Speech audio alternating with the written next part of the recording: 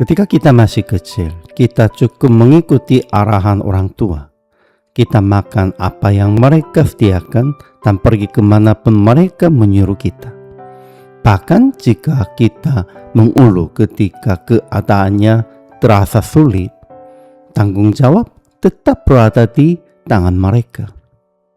Namun ketika kita bertumbuh dewasa, menjadi pribadi yang mandiri, bahkan kemudian menjadi orang tua, kita harus belajar merencanakan dan mempersiapkan segala sesuatu sendiri.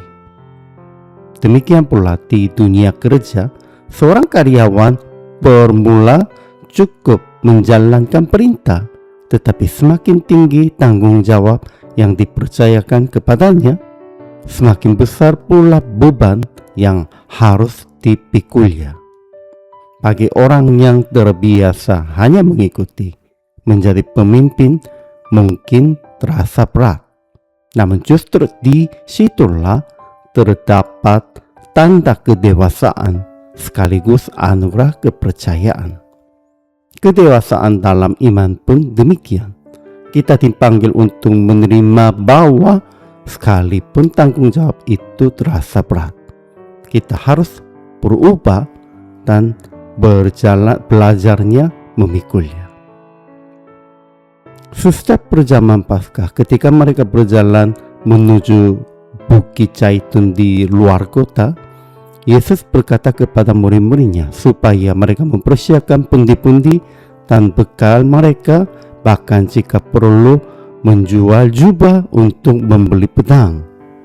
Ia sedang menyingkapkan bahwa ia akan segera mengalami penderitaan, diperlakukan sebagai orang berdosa oleh para imam kepala, sesuai dengan nubuat kitab suci bahwa ia diperhitungkan di antara orang-orang durhaka. Ia juga menegaskan bahwa pada malam itu para murid akan tersandung dan tercerai-berai seperti kawanan domba yang kehilangan gembalanya. Namun Petrus sekali lagi menyatakan kesetiaannya bahwa ia tidak akan meninggalkan Yesus. Lalu Yesus berkata kepadanya bahwa sebelum ayam berkokok, ia akan menyangkalnya 3 kali.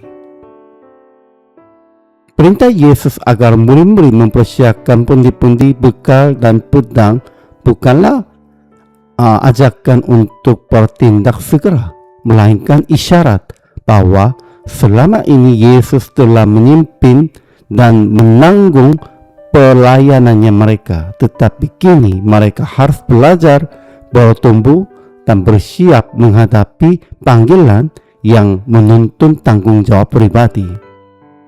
Meski demikian, Yesus tidak meninggalkan mereka.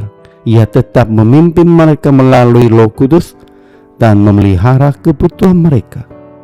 Pada saat yang sama, ia menyatakan bahwa ketika sang gembala ditangkap, kawanan domba akan tercerai-berai. Para murid menolak mempercayainya, tetapi Yesus mengetahui kelemahan mereka bahwa mereka akan melarikan diri dan menyangkal dia.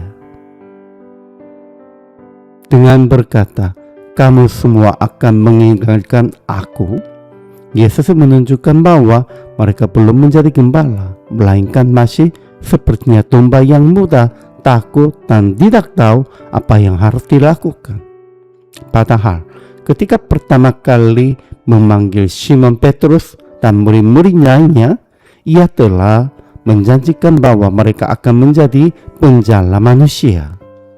Mereka masih dalam proses pertumbuhan, namun Yesus lelah menyerahkan nyawanya bagi orang-orang yang lemah seperti mereka, dan kelak ia mempercayakan domba-dombanya ke dalam tangan mereka, memanggil mereka untuk menjadi gembala. Ini bukan sekadar perubahan tugas, melainkan panggilan menuju perubahan hidup yang mendalam. Karena itu, pada masa kini kita pun dipanggil bukan untuk hidup sebagai domba yang panik ketika kehilangan gembala, melainkan sebagai gembala yang tinggal di dalam Kristus. memberi makan domba-domba yang dipercayakan kepada kita, dan menuntun mereka berjalan di jalan Tuhan. Inilah tanggung jawab bagi semua orang percaya.